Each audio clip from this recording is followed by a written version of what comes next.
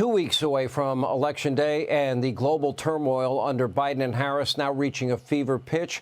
America's adversaries, they do not fear Joe Biden. They do not fear Kamala Harris. You just heard that report. Don't hit their refineries. Don't hit their nuclear facilities. Well, they are fomenting terror and fighting proxy wars throughout the entire region. And the reason that they are able to fund it, remember, when Donald Trump left office, they were selling next to no oil on the world stage in world markets because of the sanctions that Donald Trump had put in place. And because they turned a blind eye, Harris and Biden, towards the sanctions that were working and bankrupting this regime, the #1 state sponsor of terror. Well, that money has been used to fight proxy wars, and now the Iranians are arming Hamas in the south, out of Gaza, Hezbollah out of the north, in Lebanon, the Houthi rebels, and now they're firing ballistic missiles themselves directly at Israel.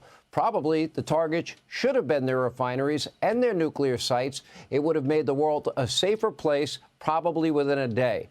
But you can't, trust Joe or Kamala. A few days ago, by the way, top secret U.S. intelligence about Israel's upcoming strike. It was actually leaked in this country in what is called one of the most serious U.S. security breaches in history. Now, keep in mind, the Harris-Biden administration is filled to the brim with these far-left activists who hate Israel, sympathize with the Islamic Republic of Iran. Kamala herself doesn't want to say the words, be courageous, never say radical Islamic terrorism. Late last year, the White House was forced to suspend its envoy to Iran after a high-level Iranian spy ring was busted in Washington, D.C. Don't forget, as we speak this Friday evening, we do know Iranian assassination squads are here to assassinate Donald J. Trump.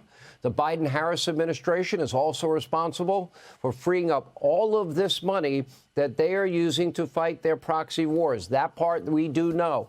As we've been saying, the Houthi rebels, Hezbollah, and Hamas. And we also know that they coordinated in the attacks. New data after the killing of Sinwar showed us that, in fact, they were up to their eyeballs in the plotting and the planning and scheming of what would have been the equivalent of 40,000 dead Americans in a day on October 7, 2023. Americans are still being held hostage by Iran's proxy, Hamas. Hamas's charter calls for the destruction of Israel. Iran chants often, death to Israel, death to America. Iranian death squads are right here in this country. And it's not only Donald Trump they're targeting, but his family, his staff, and anybody associated with him. The Biden-Harris administration has been a foreign policy disaster. The world is less safe, less secure. Americans are at risk. And now Kamala wants a promotion. Americans cannot afford another 4 years of this madness without moral clarity. If anybody can explain to me why it would be courageous not to recognize the evil that is radical Islamic terrorism is beyond any comprehension I have. Hey, Sean Hannity here. Hey, click here to subscribe to Fox News YouTube page and catch our hottest interviews and most compelling analysis. You will not get it anywhere else.